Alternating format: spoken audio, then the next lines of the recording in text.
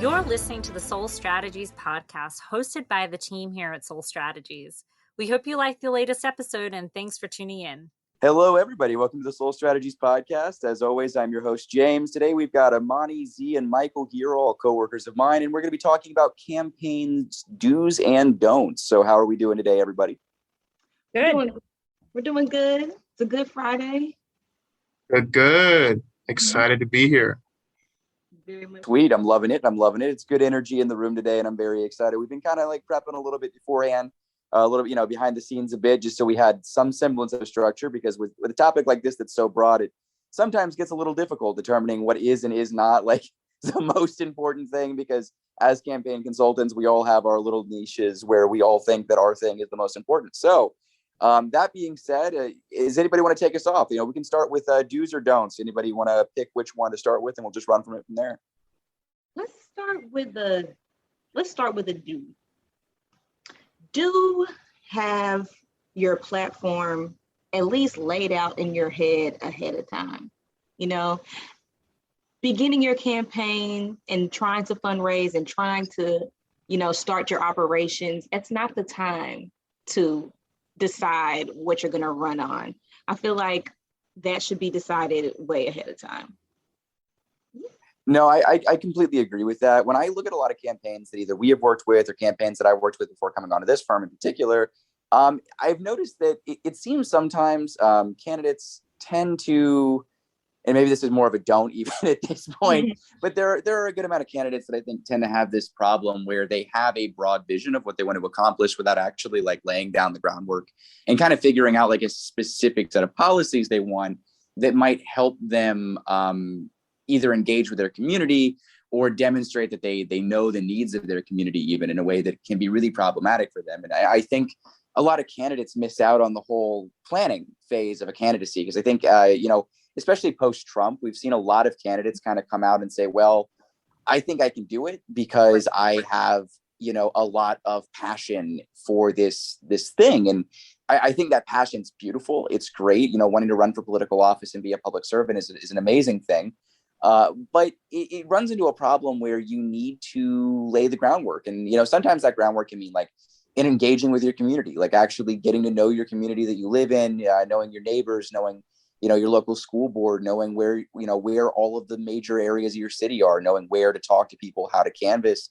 Like those are operations that can take years, sometimes depending on the seat you want. Right.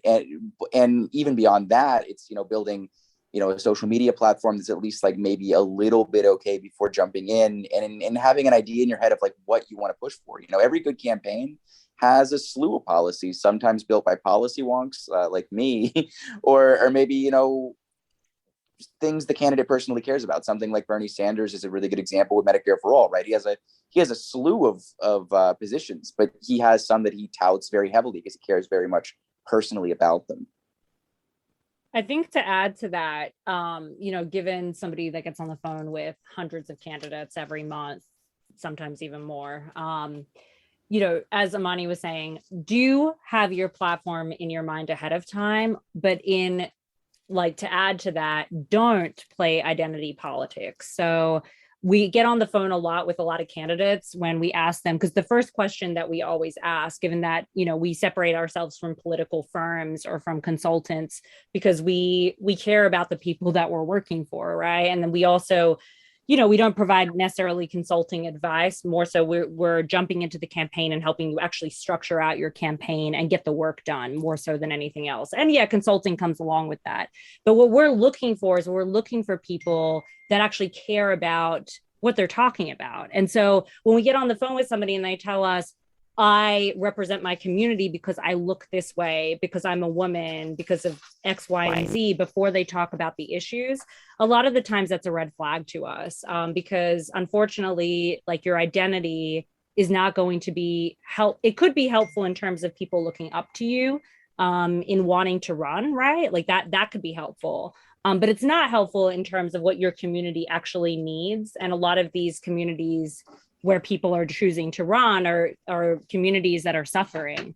And they need real policy, and they need real policy right now. So it can't be an afterthought. It needs to be the first thought. Hey, you're listening to the SoleStrategies podcast. Take a moment to listen to some of our esteemed champions and their takeaways from the program.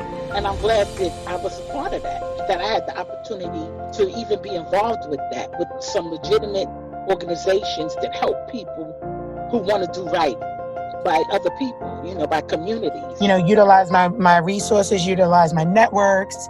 The last month, I've had some tremendous things happen. It's your time to become a leader. Go to SoleStrategies.com to find out more. Definitely, I totally agree.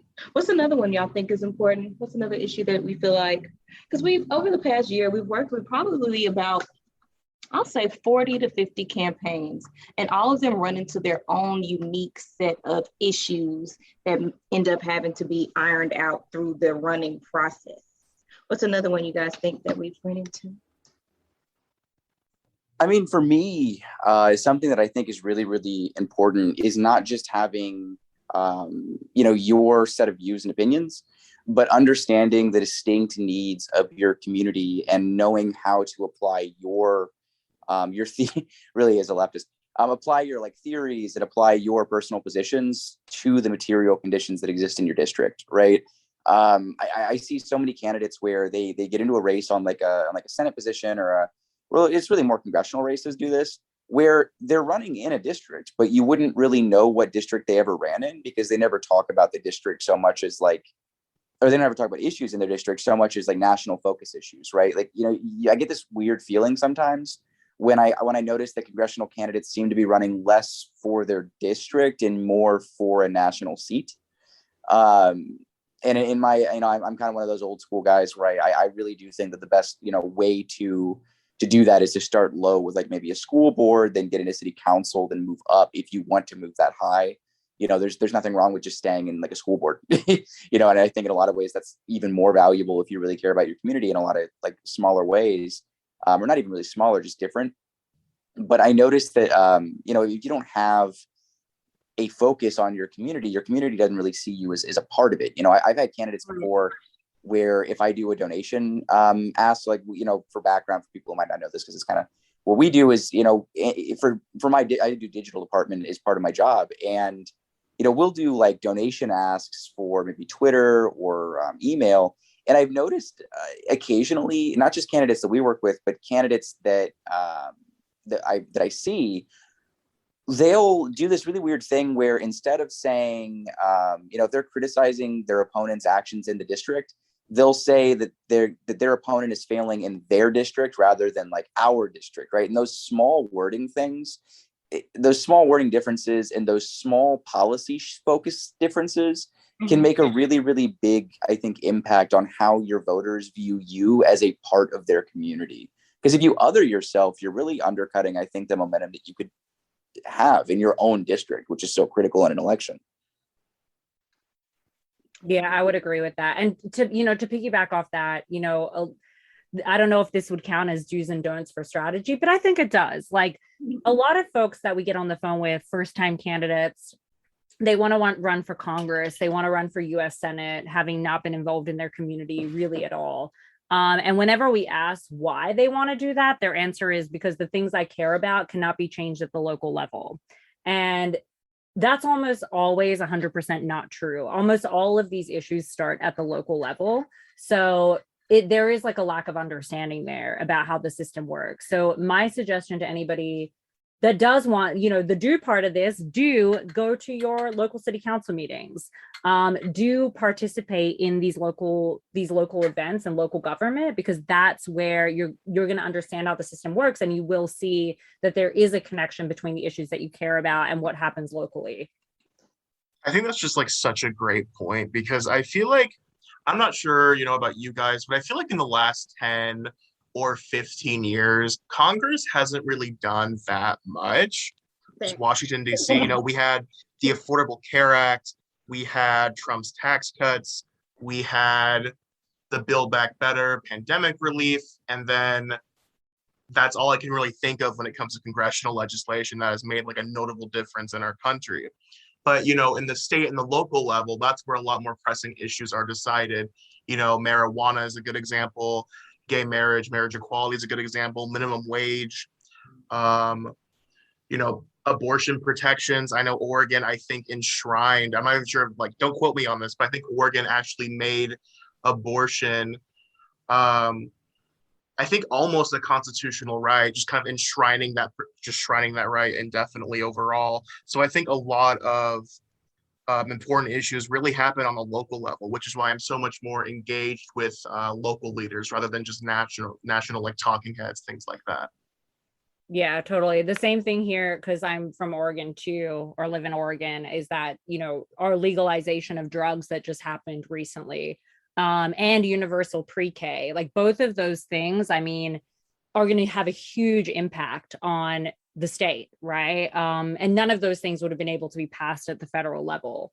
So those are just two examples, or three examples, but there are hundreds, thousands of examples of local, how locally, I mean, a lot of states even have healthcare, have universal healthcare in their states. Obviously, like, there are different pay for programs that you have to be involved in to participate sometimes, but like New York has a great New York healthcare program in the state that keeps a lot of people insured, which is super important. So, there's definitely stuff happening at the local level, definitely things that matter in people's everyday direct lives. And there's nothing wrong with starting local and working your way up either. There really isn't. It makes you more connected to your community. And again, like, we're looking for community organizers to help build out big campaigns, because community organizers make the best candidates because they really understand the work that goes into making it happen.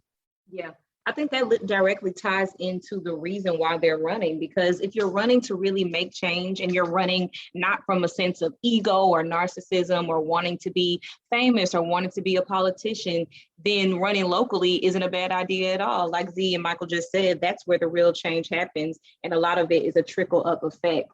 So definitely checking your reasons for running and getting involved in your community and making sure you're doing it to better the people around you and better the lives of the people in your area. That's the real reason to run. Take yourself out of it. And I think that's a big do/don't. I think we had an episode about this actually, like, very early in the podcast. I can't remember the first 5 episodes of what qualifies you to run for office, right? And I encourage people to go back and listen to that episode. But I don't think that we really truly talked about the step before you even make the decision or consider the decision to run. And I think that that's the step, that pre-step to the first step, where you have to have an honest conversation with yourself, like Amani was saying. Really truly sit, and not a lot of people can do this because it's very difficult, but really sitting with yourself and asking yourself your true reasons why you're running, because your why is the most important thing. If you ever work with us in fundraising, which I hope that you will, that's going to be one of the first things that we talk about is your why, building out your story. And if you don't have a why, there is no campaign. There is no campaign messaging to build on. So that's something that has to happen even before you decide that you have the time, all the other things that go into running, right? Mostly the time and the effort that it's going to take, is that you need to have that conversation first of why are you doing this? No, I agree. And I think the time and effort component is so unbelievably critical, because I don't think a lot of people who don't either have a background working in campaigns or have kind of been around it really understand the amount of sheer time and effort that go into both campaigning and just being a candidate in general. There's like, you're spending hours a day minimum. Like, it's basically it is a second job, campaigning. And if you don't kind of go in with that understanding, like, you're kind of setting yourself up for failure and really, in my opinion, setting yourself up to waste a lot of time and money, primarily other people's money, which I think can be a little problematic. Mm-hmm. Running for office is not a hobby. It's not a project to do when you're like, well, I've checked everything else off my bucket list, might as well run for Congress. It's not that kind of decision, Sure. I'm sure. Because people will have bungee jumping and running for Congress on a list, and the two are not the same. We laugh about it, but it's definitely like, we laugh about it internally a lot, right? Like, because it's true. Like, people like almost see this as like a bucket list thing, or like they're retired and they're bored. Like, we have a lot of people that are bored that decide to run, but really, truly, like that. I mean, it's a reality, right? Like, people are really doing this. Like, a lot of people are doing this for the wrong reasons, and so that's why we want to open up the conversation early and have that conversation. And if you feel like you can't have that conversation with yourself, like, anybody on our staff will talk to you for free about this and help you make that decision if that's something that you need. But that's definitely, it's so critical because, yeah, I mean, you have to put 16 hours a day into this. If you're running for federal office, like, that is going to be the amount of time that's expected of you. And for most people, that's just not reality. People that have kids, it's very difficult, right? Like, it's something that you have to consider, especially if you have little kids. People that are in school and working multiple jobs. And that's not saying that these should be like a deterrent from you running. Like, it definitely shouldn't. And there are ways that we can help you make it not a deterrent, because we want working class people to be able to do this. But then there are also just some things that you can't take out of your life, right? And it's just a reality that you're not going to have time that it takes to actually be able to run. So it's definitely something to think about. For sure. I think another thing that people discount before they're running into office, or they just don't put a lot of thought into it, is the branding. That is such a huge and pivotal piece of your campaign that seems to go not only unnoticed, but the importance of it doesn't seem to get the respect that it deserves. Like, that's another thing. There should be a lot of thought and time and effort put into the colors that you choose, the graphics you design, the logo that you choose, the layout of your website. All of those kind of things are what's going to add validity to your campaign. When people log on to your website, Joe Schmo for Congress, and they see, just the basic red, white, and blue with the Arial font, that separates you from somebody who has more powerful and impactful branding that sends a message. It's not only what you say, but it's how you visually represent yourself when you're running for office. That matters a lot. That's so true. And that also doesn't mean that you should go do it yourself either, because Correct. we have a million people that come to us and they say, we don't want to change the website. I spent all of this time doing it. It's great. And the reality is it's really not so great. And they really need help with that. And that's why, like, it's extremely important to have professionals that know what they're doing, because branding isn't just about you picking the colors you like, right? Like, actually, that has nothing to do with it at all, right? Like, what it's about, it's about reflecting a story. It's about branding who you are as a person, right? And what you mean to the community. And those two things, like, are very critical. So, like, your colors, your font, like, all the ways that you're representing yourself has to have something to do with that. And if it's not representing your story, if there's no meaning behind it, then really, I mean, it's not good branding. I don't know, James or Michael, if you could talk about some of not candidates by name, but talk about like some of the branding that we've done for candidates and like how we decided to go that direction. But it is something that is critically important. Yeah, I mean, with branding, and I think like website design and things like that, I think it's so critical for people to understand that it's more than just a website or a Twitter outlay or a Facebook profile or Instagram page. These are, in many instances, especially during COVID, the first interaction and connection someone's making with your campaign. And you can have the best rhetoric, you can be the best damn talker of anyone that's ever existed, right? You could give better speeches than anyone in the world, but if someone who doesn't know that goes on and sees that, like, oh, it's a really, really messy website that looks like it was made on WordPress by like someone who didn't really have a background in it, and it doesn't really have any of the issues that you care about. It doesn't really seem to have any of your personal information. It just kind of says this is a campaign and here's like maybe a couple broad issues. Then you're not going to be they're not going to receive you well. And you've already spoiled that first connection, which is going to make like second, third, fourth, and fifth impressions more difficult. It puts you at a disadvantage starting, which you don't need to have, right? We've had candidates come to us that we've done a lot of really good work with. The one that's my favorite, because it's the one I played, I think, the biggest hand in of the ones we've designed, was a candidate in Washington where, her family were Chilean immigrants who had fled under Pinochet in like 1963. And we knew that because her family were socialists who had to flee, they had supported Allende, Salvador Allende, who was the president of Chile before the US-backed coup deposed him. So we took a lot of the campaign like designs and a lot of the posters and imagery from the Allende campaign and turned that into her branding. And it turned out really, really beautiful. It spoke not only to her family's history, which and the roots that she has, which she felt were very, very important to her, but it also spoke to the pro-immigration like stances that she was taking in her campaign, and the socialist stances she was taking in her campaign. Right? It's how you tie in your imagery and your messaging with who you are, right? Because your imaging, your imagery is you. Your messaging is you. Like you need to be authentic, and you want messaging that kind of plays off of that. Because the alternative is either inauthentic looking messaging that like people like me who can smell bullshit will be able to tell you a mile away. Like this is fake. I grew up with a grandfather from Brooklyn. Like I can smell bullshit when I see it. And it's one of those things. And I think a lot of people really underestimate that. I don't know. What do you think, Michael?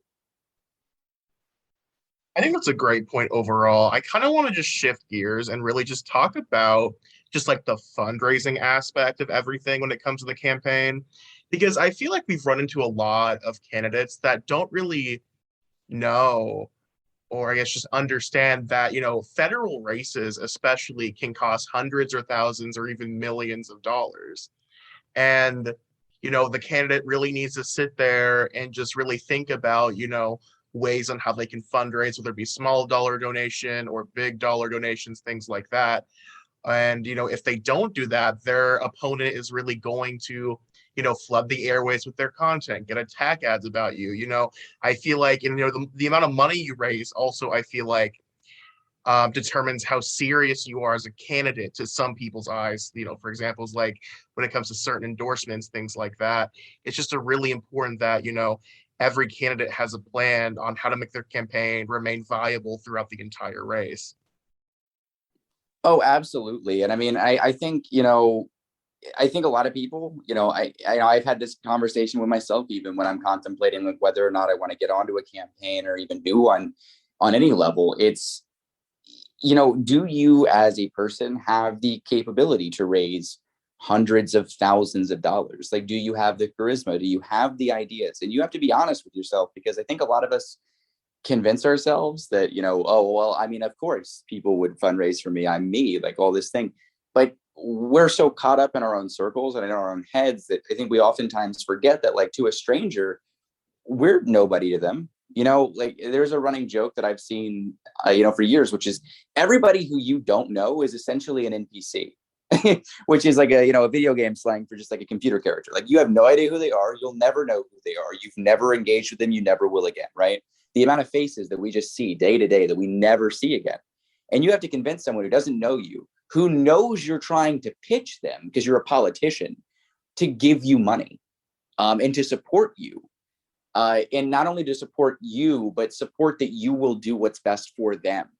Like that's a tough sell. And you really have to have a conversation with yourself over, one, like, can I raise this money? And two, like, do I have any reasonable means of doing it? Because you can't just tweet about, oh, I need money. It doesn't work that way. Like you have to have like a pretty concrete fundraising strategy. Now, given fundraising tweets can be a part of it. And then, some campaigns, they've been really successful even for us. But you have to have some idea what you're going to do, or else the money dries up fast. And then you end up kind of not knowing where to go. You put yourself in a corner very quickly. Yeah, I completely agree with that. And, on piggybacking off of that, you again need professional help, because there is literally not a candidate in the entire world, I don't believe, and if somebody finds somebody, please correct me, but that has been able to raise this money on their own. Like it just doesn't happen. Every single person has to have a call time manager. It is just essential to be able to do that. So if that's something that you're looking for, talk to us. You can also, if we're not a fit for you, I always tell folks that we have a lot of different vendors that we work with that are progressive vendors that do very similar work. and that we could refer you to as well. So, but don't go at it on your own, because you will waste so much time just hitting walls. You need to have somebody there as your sounding board. You need to have somebody there correcting your pitches. It's not something that you're going to be able to do straight away. And I've had like folks come to us that have said, you know, I don't need help with fundraising because I've run a nonprofit for 20 years and, you know, I fundraise with that just fine. It's not the same. It's really not the same as political fundraising. Political fundraising is a whole other beast. So you really need to have the help early on. For sure. And No, that's absolutely. again, oh, sorry. No, by all means, I've talked enough All right. for one day. And that's another reason why I think like local races to me and state races to me are just so much more important than it comes to federal politics overall, especially from a candidate perspective, because, you know, for local races, it requires less money to be fundraised. And if you do win that seat, you will have, you know, more of an ability to actually make impactful change for your community. Because, you know, in federal politics, you know, we're dealing with like the filibuster and just all these other people blocking progress. You know, there's issues that have a 90% support rate by the American public that still do not get passed because the federal government continues to, you know, be gridlocked. And that's why it's just, you know, from any candidate, it's just, I feel like running locally is, I think, my opinion, the best way to make an impactful change to your community. And you don't really need that much money compared to a federal race to do it. Totally. Exactly.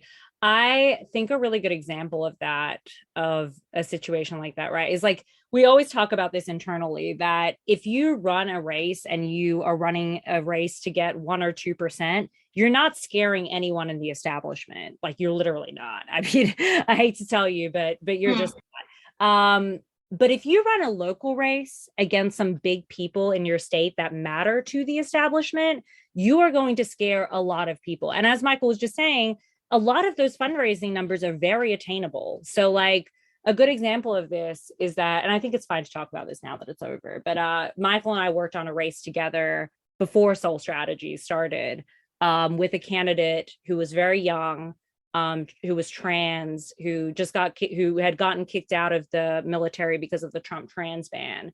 And she ran a race against the House Majority Whip in Oregon, and did extremely well and did not raise very much money really at all.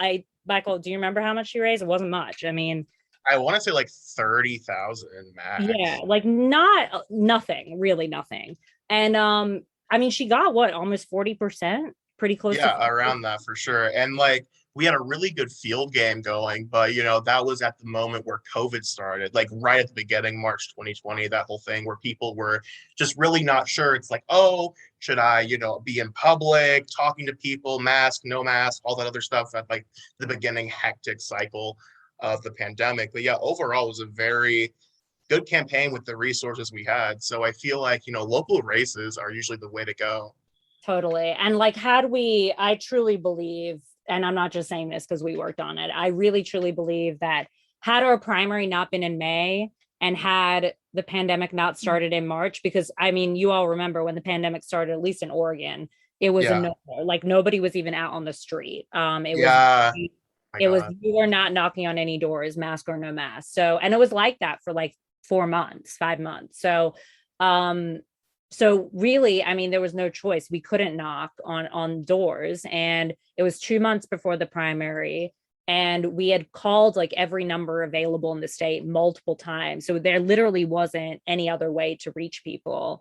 So really, I think that if we had kept door knocking, that we would have won. But that's just a great example, because I mean, I think that the incumbent in that race had like at least 3-4 times as much as we had, and we were still able to make a dent like that. So, you know, when we're talking about small win numbers and small electorates, it's just much, much easier. So it's just something to consider. And trust me, we made the establishment sweat in that race, and we've made the establishment sweat in a lot of these local races. So it's, you can do a lot of damage. And then we also got a lot of union endorsements from that race as well. Getting organized labor involved with your campaign is super important for sure. So important, and doing it early, because a lot of people don't realize that when people are asking you to fill out these endorsement applications, months and months and months before, particularly in labor, but in a lot of places, right?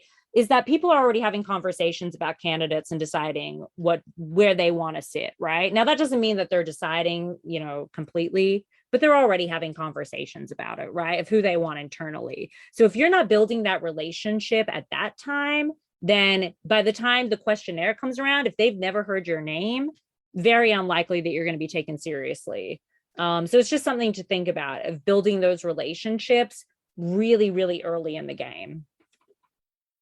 Oh yeah, no, connections are critical. I mean, I just there are people I know in organizations that, because they've known me and they know what I stand for, if I ever pitch them a candidate to endorse, they put it through basically and send it right to their teams. It's so unbelievably critical, I think, for you as a candidate to have outreach like that and to have people who know where to go for that, I think too.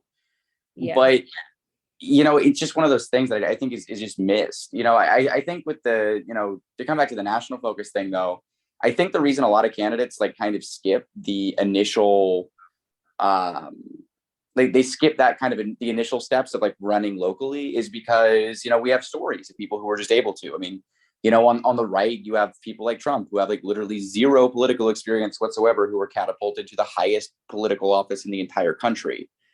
Which is an abnormality. But on the left, you have it too, right? You have the amount of progressives I've talked to that are well, I want to be like AOC.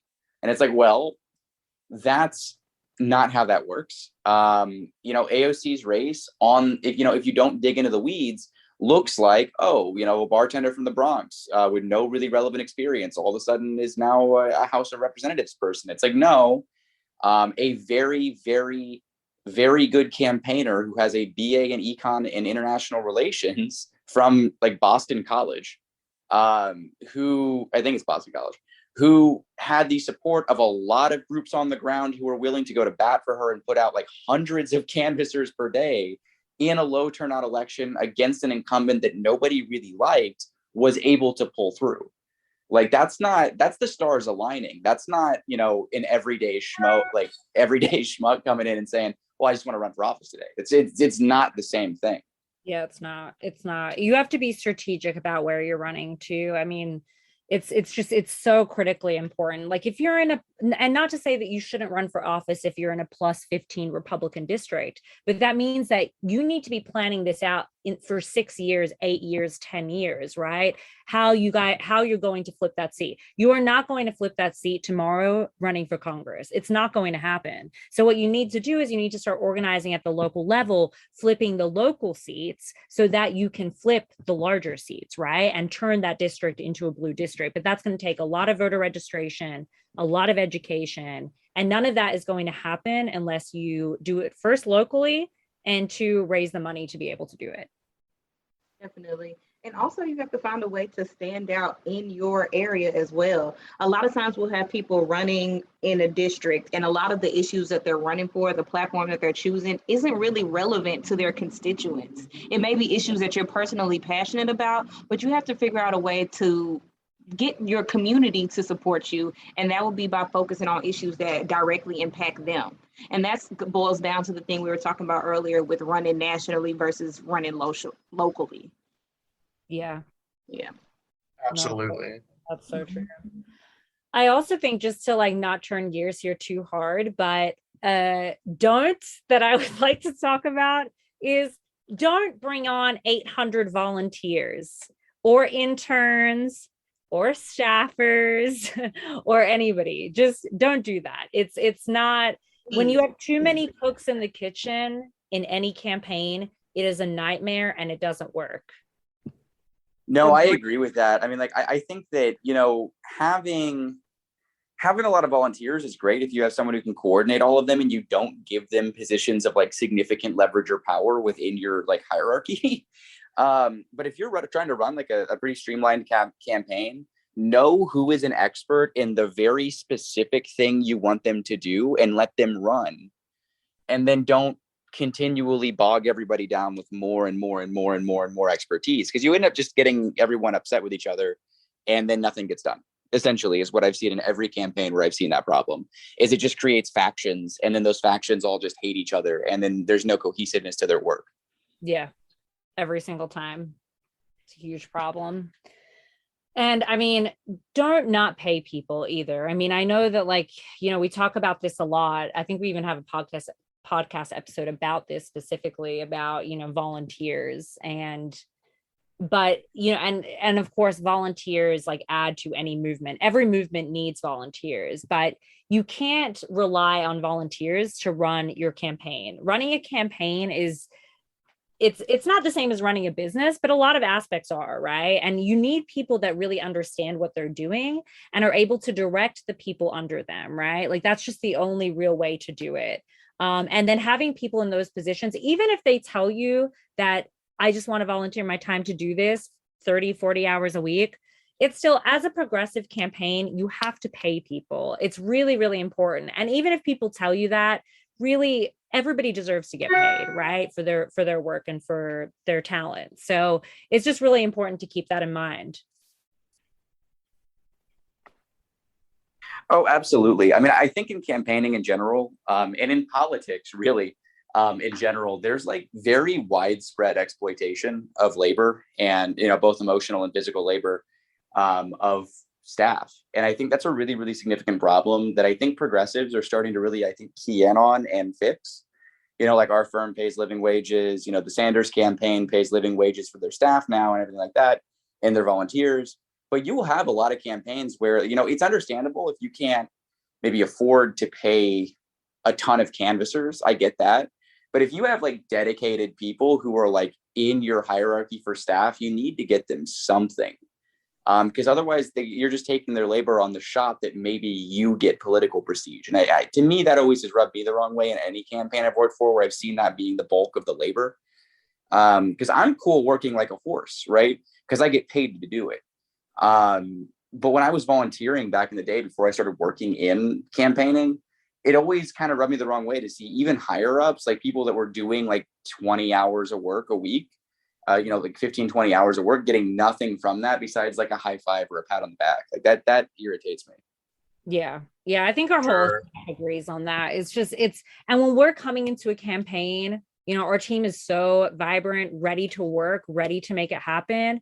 And when we see that, it just never feels right. You know, it always feels like you got to pay your people. That's all we got to say. So, and you know, if you don't have the money for it, then the answer is that you need fundraising help first before you bring on anybody, because really you shouldn't hire anybody until at least you've brought on your finance director, who should be responsible for helping you raise more money.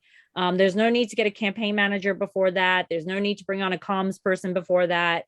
There's really no need for any role until you get over that first initial threshold of, oh, okay, I can raise this amount of money to bring on X amount of staffers, right? That's when you should be hiring people, after you've raised that money. Definitely agree. No, I think that's actually another really good don't, and I guess a do. I guess these blend together a lot more than I thought they were going to. Like, you know, something that you really have to think about when you're hiring out and like making staff is prioritizing which departments and which staff to go into first.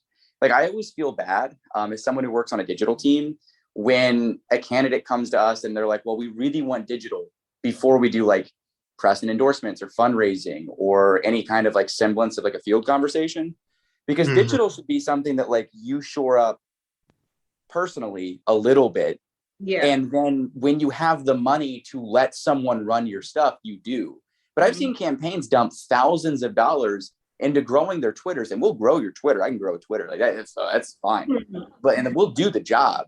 But it's always really weird seeing candidates who are like, yeah, I don't really know how we're gonna, you know, afford any like digital ads on Facebook or any kind of outreach or anything like that. And it's like, okay, why are you paying us to do your Twitter if you're not doing call time and you're not getting this funds like raised? Like, you know, the whole point of us doing this is to offload stuff, is so you can offload stuff to us so you can then continue fundraising. Right. Which is just, it's always been a weird thing when I notice it, is like these campaigns will say, oh, well, digital sounds good. And then they never do fundraising. And it's like, well, we can't fundraise for you entirely off of Facebook, Twitter, and Instagram. Like, we can do emails that can fundraise a good amount, but even those take money because you have to set up MailChimp and you need lists. Exactly. You know, it's the whole thing. It's something you've got to grow over time. It should just be one piece of your fundraising pie that you're working on. And yeah, if you're not doing call time, there's no way you can expect to raise money just using digital. It just doesn't work that way. Facts. So true. It's just like, I feel like it's important to every campaign to really have the basics first, fundraising, having community connections, your message, platform, and branding. And then field as well. And then we can add on social, things like that. Because those are really the first four things I mentioned are usually just like, the lifeblood of every campaign. It's like you can run a social media campaign, but it's not going to get you a seat without the other four components, for sure. Exactly. Yeah. And I mean, and I think, piggybacking off of that too, like knowing what you like specific things that matter that you stand for and being able to articulate that on your own is really, really important, or else we can't even get off the ground on digital because we don't really know what you stand for. Mm-hmm. We can write up platitudes for days. Like I can do that as long as you possibly want me to, but you need to be able to, if a voter is like, how do you feel about this thing? To be able to say, oh, I have a defined opinion on this. It's written on my website. Let me tell you. Right. And a lot of candidates just don't have that. And then they kind of come to us and they're like, can you help with messaging? And we're like, we can help with messaging. But what you're asking us to do is write your entire policy platform. Right. Right. Which is different. Which is very different. It's not the same thing. I have another dope that pops into my head. Don't think that you can easily win an election without a comprehensive field program. Great. Exactly. Girl snaps all around. All around. All around. Even it doesn't matter how famous you are. Even if you're Barack Obama, you need field because nothing converts voters more than getting a face-to-face interaction with somebody. And a lot of the candidates who we work with or who are coming up into politics, who are progressive, they don't have that name recognition. They may be doing some work in the community, or in other cases, they may not. This may have been an idea that they just had, a couple months ago or whatever. So it's important to show your face in your community, get your messaging around to your constituents. And the best possible way to do that is with field, knocking on doors, putting literature in people's hands, doing GOTV, all of that. It's pivotal. Our most successful people always have the biggest field programs. Mm-hmm. Every time. Field is just, it's everything. I mean, we always say internally and externally too, I guess now, that everything that we do at SoleStrategies, every department we have is to get you more money to buy more fields. That is literally it. That is the strategy. It's like, it's not a secret. We don't keep that internal. And all progressives are doing this, right? Or all progressives that are winning are doing this, I should say. But it's really, everything that we do, our digital is really ultimately to try and raise you some money. Our fundraising obviously is to raise you money. Press and endorsements are to help you raise more money so that you can go and spend that on field. 100%. You could say it's our sole strategy. What a dad joke. Well, but it literally is. I mean, that's where we got our name from, literally. So that is it. It is. But I mean, it's just so critical. And it's something that you need to think about early on. You really need to think about the areas that you think you're going to do well in and why. Like if you need help looking at maps, if you need help making those determinations, we can definitely help you. But it's always great to also talk to local organizers in the area. Go and talk to pastors at the church, right? Like go and talk to teachers in that area. And that's how we always suggest getting started. But ultimately you need to look at your map early on and look at how many doors you think you need to hit in order to get your win number. And then, we build backwards and we can tell you how much that's going to cost you, and obviously other things like how many volunteers you could probably get and all of the other pieces, but that's really, really critical. Very, very. All right. Any final do or don't that you feel like we should leave the audience with? What is the number one thing we want them to walk away with this podcast understanding today? Make sure your campaign managers know exactly how you think and what you would do in every situation that is given to them. That is so true. That is such a do. A very big do. I can't tell you the amount of campaigns that I have seen, and this is not even with working with y'all, where if you talk to the candidate and you talk to the campaign manager, you would swear you're running two different campaigns for two different people. Yeah, that's so true. That is so, yeah. And that's not, I'm here to tell you, that's not a winning strategy, friends. Nope. It's not a winning strategy at all. Yeah. It is a very good way of getting me tied up in phone calls for several hours at a time, though, I will admit. Yeah, no, that is so true. I can't even tell you how many times I've had to communicate literally between the candidate and the campaign manager, because neither of them know what's going on because they don't talk to each other. Yes, please do communicate with your campaign manager. Do pick somebody that you enjoy working with, and do pay them. Please don't pick a family member if they don't have campaign experience. Please don't pick your best friend, your cousin. They all love you. They're all lovely people, I'm sure. They don't know how to run a campaign, okay? Your mom does not deserve that. Your responsibility. She doesn't. Let her be. You don't need to let her retire. Don't copy AOC or Diana Morales' colors when you're looking for a color scheme. Critical. That's a personal one for me. Yeah, we've seen a lot of that.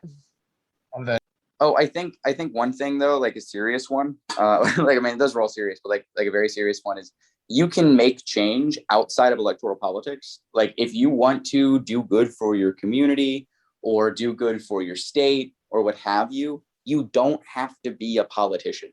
Like straight up, you never have to run for office and you can still make an immense impact in your community. And I think that's something a lot of candidates don't quite understand because they might not know how to do that. But you can reach out to political organizations in your community, to mutual aid groups, to groups that are doing real material things in your city, the town, whatever you're in. And you can build that if it doesn't exist. That infrastructure is very, I think, copy and pastable to a broad degree. And you don't have to have a political campaign where you're running for the Senate to get like better infrastructure in your city. You don't need to. Yeah, that's really true. Like that, we should be extremely honest about that, and we are. I mean, you really, and if you are on the fence about it, if you don't know if it would be right for you, you can always call us and we'll give you free advice. But a lot of folks, they want to make that change, and running for office isn't for them. You shouldn't stop doing, you shouldn't stop wanting to help and stop wanting to do things because of that. You should definitely participate, get involved. Yes. Speak up and show out and stand out for your community. Amen. Any wrapping up thoughts? I think we got it. Yeah, I think we hit the nails on the head. Cool. Thanks, James. No worries. I'm happy to have y'all on. But yeah, as always, this was Z, Amani, and Michael, and this is the Soul Strategies podcast. Hope all of y'all have an amazing day.